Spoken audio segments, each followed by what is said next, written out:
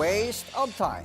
Ganito inilarawan ni Vice President Sara Duterte ang ikalimang sona ni Pangulong Marcos. Sa isang panayam sa The Hague, Netherlands, sinabi niyang hindi siya nanood ng annual address ni PBBM gaya ng ginawa niya noong nakaraang taon. Anya, wala siyang balak kahit man lang basahin ang nilalaman ng talumpati. Dagdag pa ng bise, duda raw siya kung mapapakulong ni Ginoong Marcos ang kanyang pinsan na si dating House Speaker Martin Romualdez. Tahasan namang tinawag ni VP Sara na patungo ang bansa sa dictatorship o diktadorya. Dapat daw maging mapagmatsyag, makialam ang mga Pilipino sa mga usapin ng lipunan. We do not know if we still have a country by 2028.